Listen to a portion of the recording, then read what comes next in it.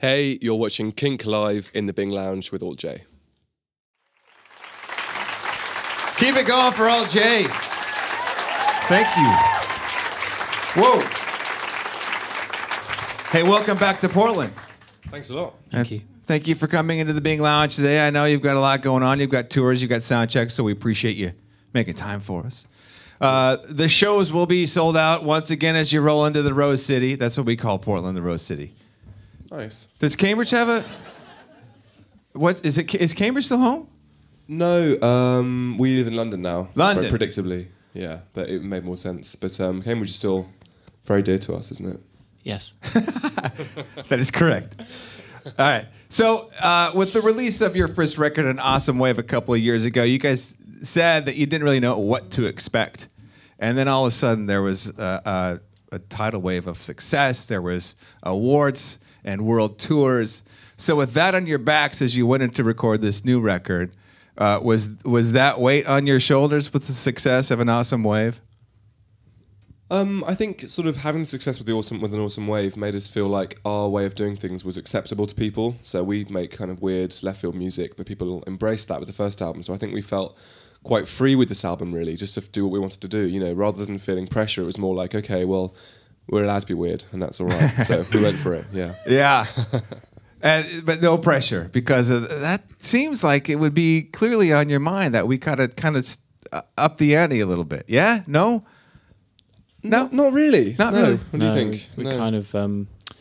I think the success of the first album kind of gave us the confidence to work on the second, and we just sort of like kept our heads down and stayed out of trouble, and just found a room to work in, and that's what we did for 6 months, and we ignored everything and everyone, and we became recluses. And I think it's not like, you know, if you win awards with your first album, you have them for the rest of your life. It's not like if you're like a sports team and you win the league, it's like, you know, the next year if you don't win, it gets taken away from you. But you know, you get to keep the trophies, so you always have them. So it's not like you have to sort of worry about repeating your success, I suppose.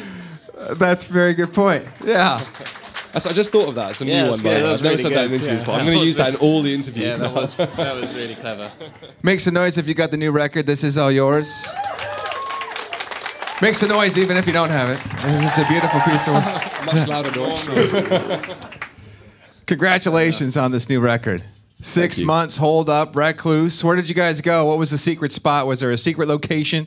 A remote island? It was a cool location, actually. It was in London, but it was just around the corner from where I live, like an old warehouse that was looked very abandoned from the outside, and it was a sort of weird space on the inside. It wasn't a music studio. It was like a sort of apartment/photography studio that we just hung out in every day. We'd sort of turn up, and if we felt like working, we worked, and if we didn't feel like working, there was a cinema next door. We'd go and watch films. It was really, really nice. You know, it was like hanging out again, just like we were back at university, sort of forgetting that we were a band and just being mates. It was good. Before you went to record, though, in January, for those of you that don't know, their fourth founding member, Gwyl, said, I'm going to leave the band. So how did you guys take that when it hit you? Go back to that moment. I've read that some of you knew that it was coming. Was it a surprise? And how did you take that whole process in? Because that's a big deal. We were at the cinema, weren't we, actually? Yeah. We were in the cafe of the cinema. Yeah. He came down to your hometown, told you. Yeah, he told me first. He broke the news, and he was scared. I think he thought I was going to hit him because we were just about to work on the second album. So it was an inconvenient time, but it was probably the best time to cut himself loose.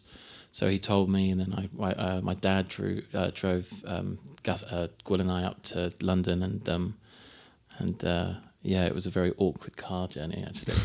I was reading the newspaper, and he was in the back, just kind of really, it was extremely awkward. But you know.